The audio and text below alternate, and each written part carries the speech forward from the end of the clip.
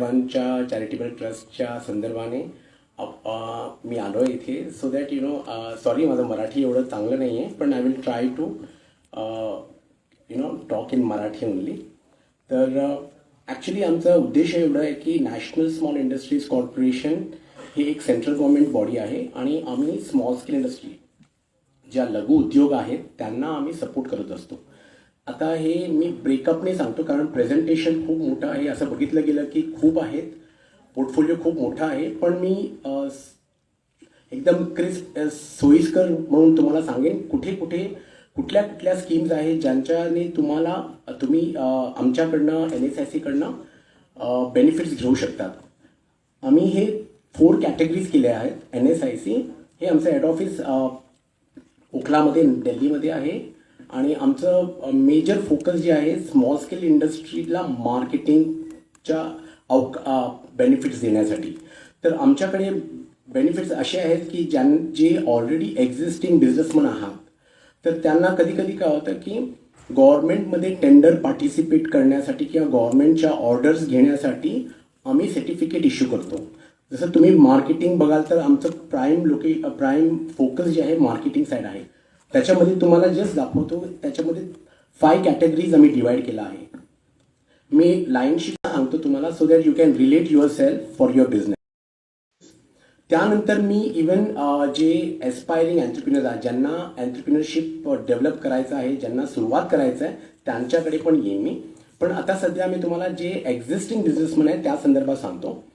यामध्ये raw material distribution म्हणून म्हटलं आहे. आम्ही रॉ मटेरियल म्हणजे तुम्हाला लागणारं जे raw material, basic raw material जर स्टील असेल, ॲल्युमिनियम असेल, पॅराफिन वॅक्स असेल, कोल असेल, म्हणजे अशा प्राईम मटेरियल आहेत ते पण आम्ही आमचं PSUवर टायअप आहे ते आम्ही मटेरियल पण तुम्हाला देऊ शकतो जे तुम्हाला बेसिक रॉ मटेरियल म्हणून तुम्ही वापर करता. त्या संदर्भात अजून एक आहे जे रजिस्ट्रेशन फॉर गव्हर्नमेंट परचेस म्हणून. हेच मी तुम्हाला सांगत होतो की गव्हर्नमेंटमधनं पण तुम्हाला जर का तुमच्या प्रोडक्ट्स गव्हर्नमेंटला पण तुम्ही विकू शकता, तुमचं प्रोडक्ट त्यांना पण लागत असेल तर तसल्या प्रोडक्टना आम्ही तुम्हाला EMD एक्झिबिशन, कारण टेंडर पार्टिसिपेट करताना तुम्हाला EMD भरावं लागतं, म्हणजे ते समटाईम्स क्रोर्समध्ये पण अमाऊंट असतं, ते तुम्हाला एक्झेम्प्टेड आहे. If you are micro and small enterprise तर ते तुम्हाला एक्झेम्पशन असतं. इवन तुम्हाला L1 + 15% प्राईस प्रिफरन्स आहे. म्हणजे समजा की तुम्ही MSME मायक्रो आणि स्मॉल इंडस्ट्री आहात आणि तुमच्याबरोबर कुठे जे कॉम्पिटिट करत आहेत ते मीडियम स्केल किंवा लार्ज स्केल असतील, त्यांचं टर्नओव्हर जास्त असतं, तर ते पण पार्टिसिपेट करताना जर समजा तुमचं कोटेशन, समजा त्यांचं कोटेशन ₹100 आहे आणि तुम्ही as A micro and small ₹115 असेल तरी पण तुम्हाला बोलवलं जातं आणि इफ यू कॅन मॅच ₹100 त्या कॅटेगरीमध्ये तर तुम्हाला पण त्या केकमधनं पीस ऑफ केक तुम्हाला मिळतं. म्हणजे त्या ऑर्डरमधनं तुम्हाला तेवढं एक बायफ्रिकेशन म्हणून तुम्हाला टेंडरचं मार्केटिंगसाठी बेनिफिट मिळतं. तर हे 15% म्हणजे जास्त आहे. बघा नॉर्मली काय असतं, कोणी 7%, 8%, 12% लावतात म्हणजे मार्जिन म्हणून.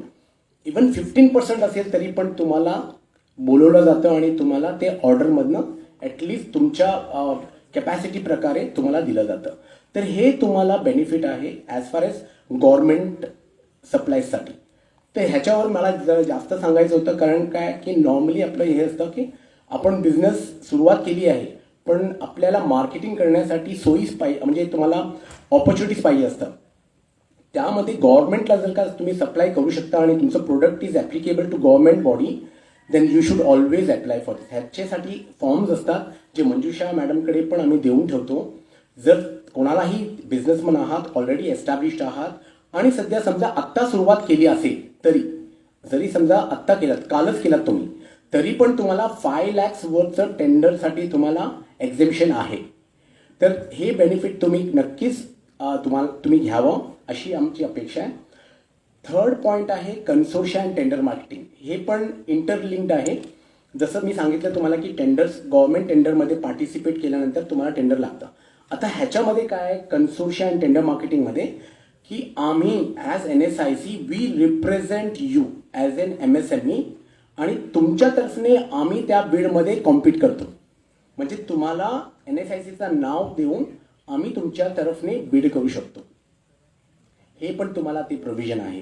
ते मी तुम्हाला डिटेलमध्ये नंतर सांगेन, जेव्हा तुम्हाला खरं तुम्ही बिझनेस करत आहात आणि जेव्हा लागेल तुम्हाला, please approach me. I will guide you and I will tell you how to do it. आता हे झालं इंडिव्हिज्युअल लेवलवर. अजून एक काय आहे त्याच्यामध्ये कन्सोर्शिया. कन्सोर्शिया म्हणजे काय की ग्रुप ऑफ पीपल. समजा तुम्ही आता काहीतरी एक कंपोनेंट बनवता आणि तुमचे लाईक माइंड आहात, 10-12 लोक आहात आणि ते टेंडर आलं. समजा की एक टेक्सटाईल रिलेटेड आहे, समजा स्पोर्ट्स रिलेटेड, मुलांना किंवा युनिफॉर्म घ्या, मुलांना युनिफॉर्म लागतं गव्हर्नमेंटमध्ये पण, गव्हर्नमेंटच्या स्कूल्समध्ये. तर त्यासाठी काहीतरी टेंडर लागलं. फॉर एक्झाम्पल 200 करोडचं टेंडर आहे आणि तुम्ही त्या युनिफॉर्म्स बनवता. तुमच्यासारख्या 10-12 असतील तर you can always come together with that tender आणि तुमच्या तरफने आय विल बिड. NSIC कॅन बिड अगेन्स्ट दोज कन्सोर्शिया. इथे मी काय सांगितलेलं, इंडिव्हिज्युअल तरफने पण मी करू शकतो आणि कन्सोर्शियावरनं पण मी करू शकतो. कन्सोर्शियामध्ये काय होतं की हे मोठ्या मोठ्या टेंडरमध्ये, जसं 100 करोड, 20 करोड, 50 करोड्स. आता MSME म्हटलं की small, micro and medium enterprise असतात.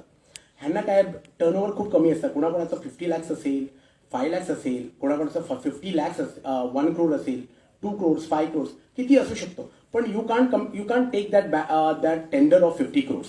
त्यामुळे मी म्हटलं तुमचं सर्वांचं मिळून आम्ही एक टेंडर सारखं आम्ही बिल्ड करतो आणि त्या तुमच्या कॅपॅसिटी प्रकारे तुम्हाला सर्वांना आम्ही डिवाइड करून आम्ही तुम्हाला देतो. हे आमचं कर्तव्य असतं की तुम्हाला कोणाचं काय कॅपॅसिटी आहे त्या बेसवर आम्ही तुम्हाला ऑर्डर्स देतो. आता हे कोण डिसाईड करणार की तुमची कॅपॅसिटी काय आहे, तेच मी तुम्हाला सांगितलं की सेकंड जे आहे रजिस्ट्रेशन फॉर गव्हर्नमेंट परचेसेस, ते सर्टिफिकेशन आम्ही देतो. We are the nodal agency in India. तर ते सर्टिफिकेशनमध्ये क्वालिटेटिव्ह आणि क्वांटिटेटिव्ह हे डिस्क्रिप्शन असतं की तुम्ही किती बनवू शकता आणि काय क्वालिटी आहे. त्या प्रकारे तुम्हाला आम्ही सर्टिफिकेट दिल्यानंतर ते तुम्ही कुठल्याही टेंडरमध्ये, असं नाही की माझ्या तरफनेच, तुम्ही स्वतः पण जर करत असाल तर तुम्ही आमचं सर्टिफिकेट लावून जर टेंडरमध्ये बिड केलात तर तुम्हाला या 2 बेसिक इम्पॉर्टंट क्वालिफिकेशन जे सांगितलं ते तुम्हाला मिळतं. एक EMT एक्झेम्पशन मिळतं आणि सेकंड तुम्हाला L1 + 15% प्राइस प्रिफरन्स मिळतं. हे खूप मुख्य आहे तुम्हाला सांगायचं, कारण काय बाकीचे तर आहेतच, पण हे म्हटलं की तुम्हाला सांगावं so that you can immediately avail this benefit. नाव कन्सोर्शिया अँड टेंडर मार्केटिंगचं पण मी सांगितलं. आणि दुसरं आहे E-मार्केटिंग पोर्टल. ह्याच्यामध्ये बिझनेस टू कन्झ्युमर म्हणून आता नाही आहे, पण बिझनेस टू बिझनेस आहे. बिझनेस टू बिझनेस म्हणजे तुम्हाला लीड्स मिळतात. आमचं एक पोर्टल आहे, जसं Amazon सारखंच आहे, पण this is more to do with MSMEs. तर MSME साठी बनवलेलं हे पोर्टल आहे. ह्याच्यामधनं तुम्हाला इंटरनॅशनल लीड्स पण मिळतात. ह्याच्यामध्ये टेंडरचं पण तुम्हाला इन्फॉर्मेशन मिळतं. फॉर एक्झाम्पल की समजा तुमच्या रिलेटेड, समजा आता टेक्सटाईलचंच म्हटलं की तेच घेऊया आपण. समजा एक युनिफॉर्म आहे, बॉयजचं युनिफॉर्म समजा 100 रुपीजला आहे. तर ते 100 रुपीजचं जे मटेरियल किंवा तुम्ही बनवलेलं जे आयटम आहे त्यामध्ये तुम्हाला बेसिकली बेनिफिट हे होतं की ते सर्व डॉक्युमेंट्स तुम्ही अपलोड केलात वेबसाईट पोर्टलवर.